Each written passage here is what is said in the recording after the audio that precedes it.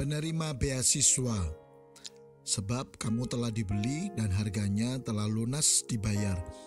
Karena itu muliakanlah Allah dengan tubuhmu.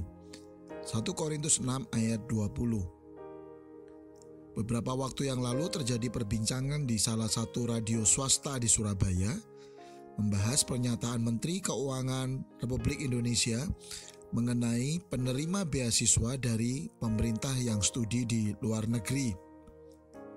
Ternyata banyak yang tidak pulang dan memilih menetap di luar negeri dengan alasan sudah mendapatkan pekerjaan yang baik. Tentu saja hal ini bermasalah dan melanggar kewajiban yang mereka sudah sepakati sebelumnya. Mereka telah dibiayai dengan biaya yang mahal, dengan kewajiban untuk kembali dan berkarya bagi kepentingan membangun bangsa dan negara. Jika tidak, akan ada sanksi yang dikenakan sesuai ketentuan yang ada. Namun ternyata banyak yang rela terkena sanksi dan bersedia mengembalikan biaya pendidikan yang telah mereka terima. Segera bermunculan berbagai komentar yang pada umumnya menyalahkan para penerima beasiswa sebagai orang-orang yang tidak tahu balas budi. Walau ada juga yang lebih netral dengan mempertanyakan apakah pemerintah telah membuat sistem yang jelas agar mereka yang telah dibiayai dapat kembali dan ada kepastian karir mereka. Dan tentu saja seperti biasa, hanya sebatas wawasan dan tidak untuk mencari solusi.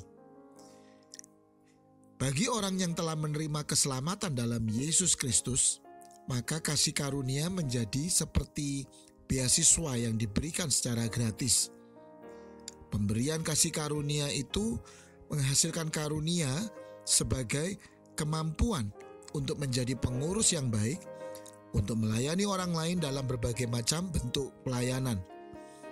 Kemampuan ini seharusnya digunakan untuk kemuliaan atau keuntungan Allah, seperti yang tertulis dalam 1 Petrus 4 ayat 11.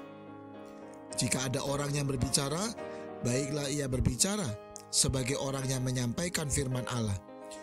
Jika ada orang yang melayani, baiklah ia melakukannya dengan kekuatan yang dianugerahkan Allah, supaya Allah dimuliakan dalam segala sesuatu karena Yesus Kristus, ialah yang empunya kemuliaan dan kuasa sampai selama-lamanya. Amin. Namun, banyak orang yang tidak menyadari kalau ada ikatan dinas menjadi penerima kasih karunia.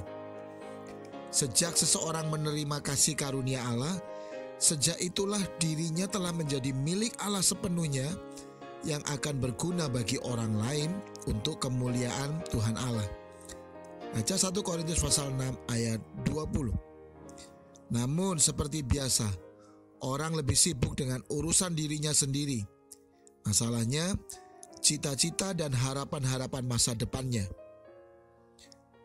Ataupun kalau merasa membutuhkan Tuhan, hanya sebatas karena dirinya ada keperluan. Karena itu sadarilah, ada orang lain yang membutuhkan dirimu. Haleluya. Ada ikatan dinas menjadi penerima kasih karunia Tuhan, yaitu bekerja menghasilkan buah untuk kerajaannya.